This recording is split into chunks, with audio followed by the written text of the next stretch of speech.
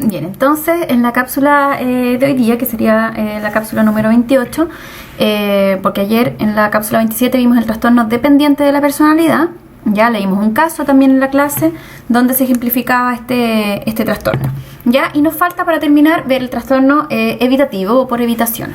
Ya, este también les puede tocar en su película, ya, así que para que le pongan atención. Entonces, ¿cómo es el trastorno evitativo? Recordemos que los del grupo C, todos estos tres trastornos, son personas muy temerosas, ¿ya? Y ansiosas.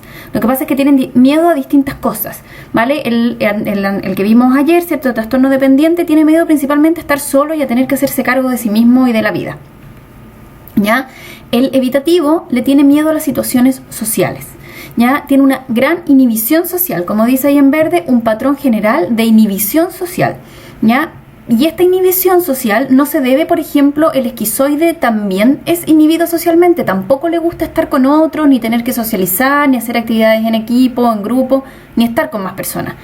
Pero al esquizoide no le gusta porque no le interesa, porque hay una frialdad emocional que hace que no necesite ni le interese estar con otros, ¿ya? En cambio, el evitativo dentro de este grupo, que son los ansiosos y temerosos, se inhibe socialmente no porque no le interese, sino que porque le da miedo, ¿ya? ¿Por qué le da miedo? Porque se siente poco capaz de enfrentar este tipo de situaciones, ¿vale? Porque ¿qué hay ahí? Hay unos sentimientos, como dice todavía ahí en la parte verde de arriba, hay sentimientos importantes de inferioridad y además son muy sensibles y están muy atentos a la crítica, a hacer el ridículo, a pasar una vergüenza, a que los demás lo miren mal, ¿ya? Que lo vamos a ver ahora en los criterios diagnósticos.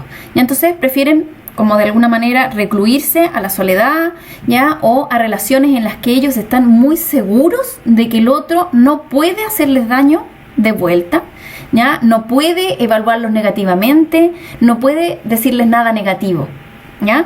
Entonces, hay un patrón primero de inhibición social, ¿ya? Porque se sienten inferiores, se sienten poca cosa, entonces temen que al verse en situaciones sociales van a pasar vergüenza, se van a sentir mal, lo van a hacer mal, ¿ya?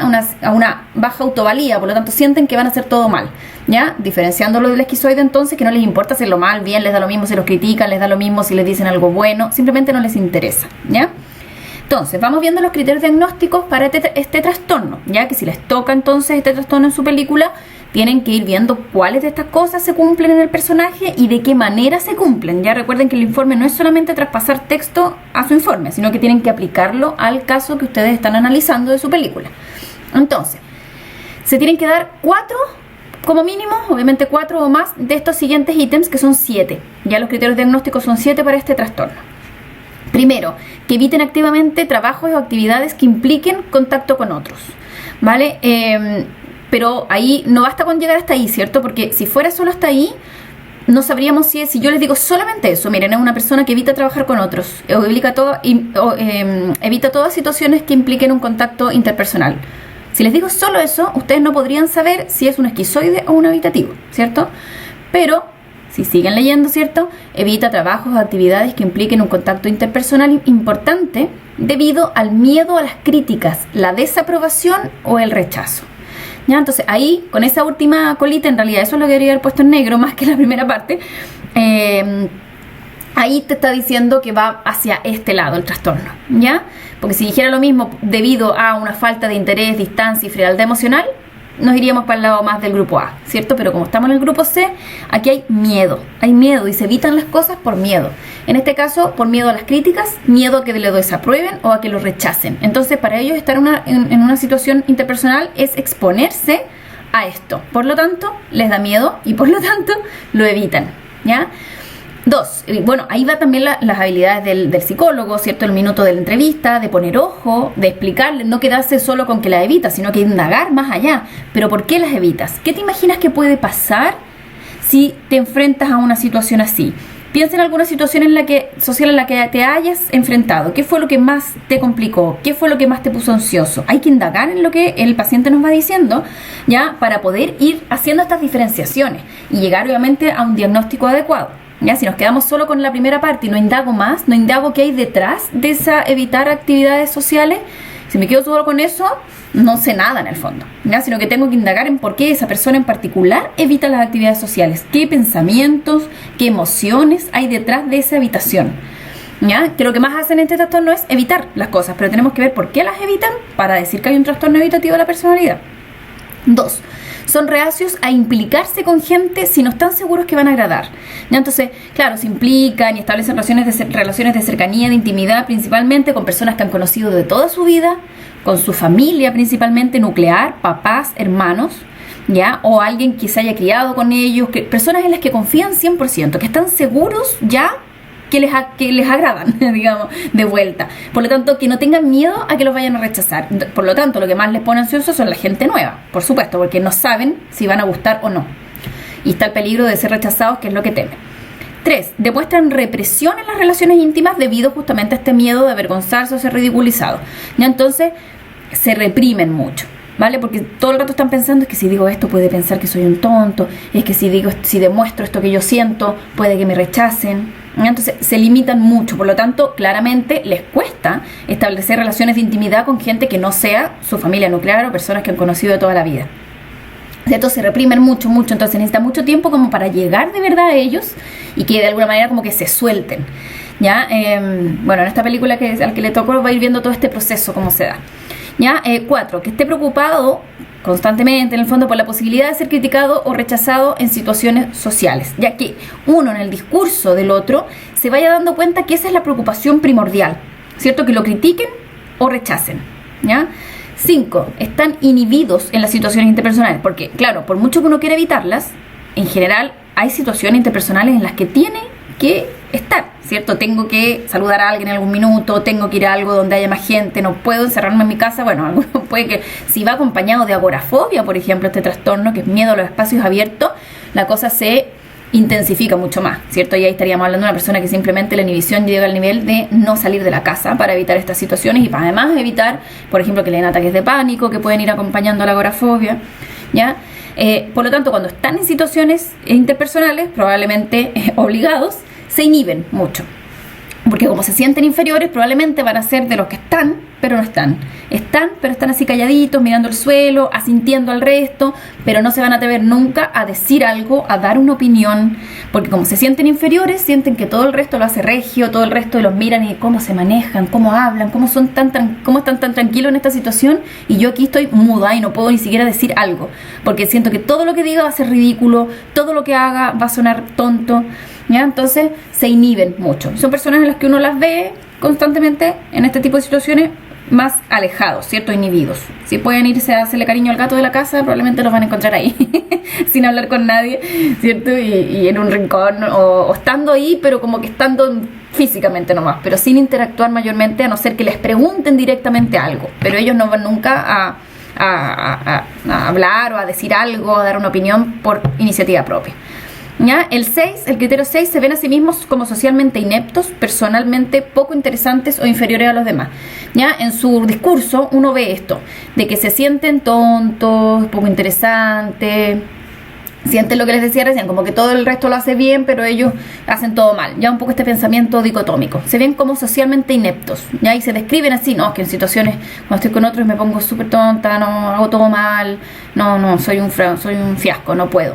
¿Ya? Son muy reacios a correr riesgos, por supuesto, en base de toda esta descripción que les he hecho, se imaginarán que no son personas que corren riesgos de ningún tipo, ¿ya? Principalmente riesgos personales, estamos hablando, como les decía, dar una opinión, expresar desacuerdo, ¿ya? Hacer algo nuevo en lo que no están muy acostumbrados a hacer, ¿ya? Entonces todos los cambios en la vida les cuestan mucho, entrar a la universidad les cuesta mucho, iniciar un nuevo trabajo les cuesta mucho, conocer personas nuevas, por lo tanto son reacios, lo van a evitar lo más posible, el cambio o implicarse en nuevas actividades, como dice ahí, porque eso es comprometedor y les da miedo, ¿ya? El miedo es la clave de este grupo C. Y el último trastorno entonces es el trastorno obsesivo-compulsivo de la personalidad, o el trastorno de personalidad obsesivo-compulsivo.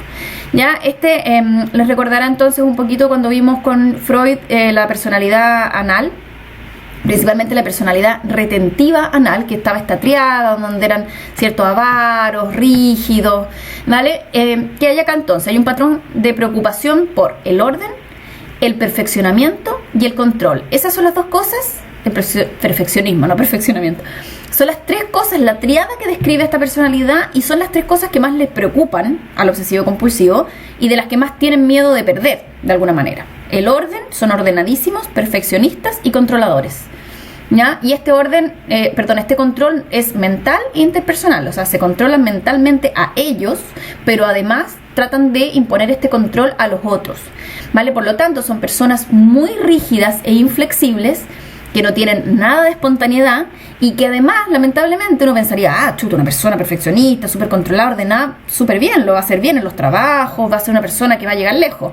Lamentablemente no tanto, porque en este afán de control, de perfeccionismo y de orden, pierden eficiencia, ¿ya? Entonces son inflexibles, como estamos en la parte verde, todavía arriba, inflexibles, poco espontáneos y poco eficientes también, porque como les cuesta tomar decisiones y son tan perfeccionistas, le dan demasiadas vueltas a las cosas y no terminan nada nunca. Entonces es exasperante finalmente estar con una persona así, y exasperante también trabajar con una persona así, irse de viaje con una persona así es muy complejo, porque probablemente no saldría nunca del hotel porque nunca estaría listo, o nunca sentiría que lleva todo lo necesario para salir a turistear un día, ¿ya? Entonces hacen un poco la vida bien desagradable al que los rodea, ¿ya? Entonces, los criterios diagnósticos para este trastorno son: primero, muestran preocupación por los detalles, normas, listas, orden, organización de los horarios, ¿ya? Que eso podría ser, sí, yo soy, por ejemplo, súper ordenada, me encanta hacerme listas, yo no voy al supermercado sin una lista porque sé que se me va a olvidar algo, y como me gusta ser ordenada y planificada, no quiero que se me olviden cosas. Ya, pero no tengo un trastorno obsesivo compulsivo, ¿cierto? ¿Por qué? Porque ahí también dice después, preocupación por todo esto hasta el punto de perder de vista el objetivo principal de la actividad. Se centran más en hacer la lista, en ordenar, en tener todo preparado, en tener todo lo que necesiten, en organizarse, hacerse una lista de horario, pero pierden de vista que tenían que entregar eso mañana. ¿Ya? Están todavía organizándose y no han hecho nada, ¿ya?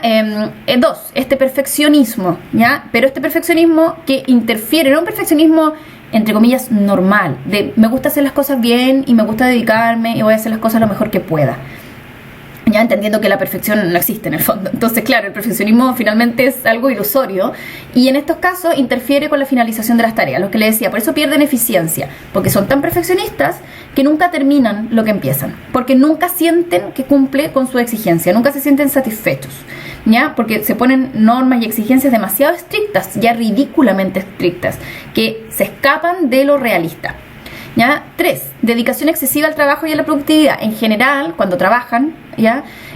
Porque no todo el mundo trabaja en un trabajo concreto, así de oficina, digamos, qué sé yo, pero cuando trabajan le dedican excesiva atención, ¿ya? Entonces fácilmente encontrar con un obsesivo compulsivo puede ser muy trabajólico, lo que decimos en lenguaje coloquial, trabajólico, ¿ya? Y no se dan tiempo para el ocio y las amistades, ¿vale? Y dice ahí no atribuible a necesidad económica evidente. Puede que uno no salga ni haga nada, ni vayas al cine, ni salgas a comer afuera, ni vayas a, no sé, a cortarte el pelo o a darte un día de spa, lo que fuera, no porque no puedes permitírtelo económicamente, que es distinto, sino que porque, ¿cómo se te ocurre? ¿Cierto? Hay que producir. ¿Ya? 4, excesiva terquedad, escrupulosidad e inflexibilidad. Son muy moralistas, les preocupa mucho el tema valórico, el tema de la ética, que no tiene que ver esto con ni la cultura ni la religión, porque ahí es distinto, ¿cierto? Si viene de mi cultura propia, es común sentir así, pensar así, o la religión a la que yo pertenezco, todos los que pertenecemos a esta religión pensamos de esta manera, es normal, es distinto, ¿ya? Pero cuando es una cuestión de ellos nomás, ¿ya? Incluso a veces su propia moral, lo que ellos creen, son muy inflexibles en eso. Anda a tratar de hacer cambiar de opinión en algo a un obsesivo compulsivo, es prácticamente imposible, ¿ya? También son un poco acaparadores con cosas, ¿ya? No sé si han visto ese programa de... Ay, no me acuerdo cómo se llama, pero que acumuladores, no sé cuánto, ¿cierto? Incapacidad para tirar las cosas, ¿ya? Entonces tienden a guardar muchas cosas porque piensan que en algún minuto les va a servir para algo, ¿ya? Porque no tienen por qué tener ni siquiera un valor sentimental, sino que porque les puede servir, no pueden soltar, ¿ya? Retentivo anal, lo que decía Freud, no pueden soltar las cosas, entonces les cuesta botar aún cosas que ya no sirven o que están inútiles, o que están, gastadas.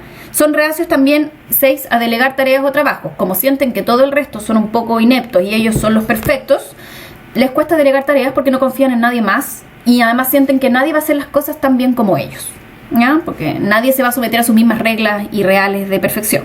Entonces, también en los trabajos, un jefe así no le va a ir muy bien porque es incapaz de delegar. 7, adoptan un estilo avaro. Son manito guagua, ¿cierto? Para él y para el resto. El dinero entonces es algo que hay que acumular, así como no pueden, como acumulan objetos, también acumulan dinero. ¿Ya? Entonces, y además como no ocupan nada en ocio, en pasarlo bien, en disfrutar de algo que no sea trabajar, claro, les es fácil también ahorrar y tener su platita guardada, y son entonces en general avaros, ¿ya? Y 8 muestran rigidez y obstinación, ¿ya? Son rígidos mentalmente y obstinados. Cuando se les mete algo en la cabeza es muy difícil sacarlos de ahí, como les decía, muy difícil tratar de hacerlos cambiar de opinión, ¿ya? Y lo último, con respecto a este trastorno, diferenciarlo del TOC, ¿ya? Las personas que tienen TOC, simplemente un diagnóstico de trastorno obsesivo compulsivo, se dan cuenta y les molesta. Tienen obsesiones, que son los pensamientos que los rondan y que los rondan y que los rondan y que no se las pueden sacar de la cabeza, y esas obsesiones van acompañadas de compulsiones, que es el comportamiento asociado a la obsesión, ¿cierto? Tengo que apretar 3 veces el interruptor de la luz, porque si no, la compulsión es apretar 3 veces el interruptor de la luz, por ejemplo, y la obsesión es que si no hago eso, algo malo le va a pasar a mi familia, ¿ya? Entonces, estos pensamientos indeseables, acompañados de comportamientos que no pueden evitar hacer, son súper específicos, son ciertas cosas concretas que los que tienen TOC tienen que hacer como rituales, ¿ya? Pero ellos se dan cuenta de que no está bien, les molesta, ¿ya? Y sienten que sus pensamientos son, ¿cierto? No, está mala, y dice son correctos y aceptables, que no lo son. No, es que ahí está la diferencia, claro. Piensan los con TOC que sus pensamientos son ridículos, que son tontos, que no deberían tenerlos, pero no pueden controlarse, porque claro, es un trastorno obsesivo compulsivo. En cambio, los que tienen trastorno de personalidad obsesivo compulsiva, ellos sienten que son regios, que lo están haciendo súper bien, que así hay que vivir la vida, que esa es la manera correcta de ser. ¿Ya? En cambio, los con TOC lo pasan también más mal. Igual el trastorno de personalidad lo pasa mal en su relación, en su trabajo, igual está siempre sufriendo un poco, siempre ansioso, pero el con TOC se da cuenta de que no es normal lo que le pasa, ¿ya? Y por eso también el TOC es súper tratable con medicamentos y todo, a diferencia de un trastorno de personalidad que es un poco más, obviamente, es más complejo. Y por otro lado, el TOC, ya que es el no trastorno de personalidad, sino que el TOC, que es más específico, tengo ciertas obsesiones con ciertas cosas, en general comienza en la niñez, ya los trastornos de personalidad comienzan un poco más tarde, y como dice ahí, se hace más evidente este trastorno de personalidad obsesivo compulsivo en los años de la adolescencia o poco después de los 20 años, más o menos.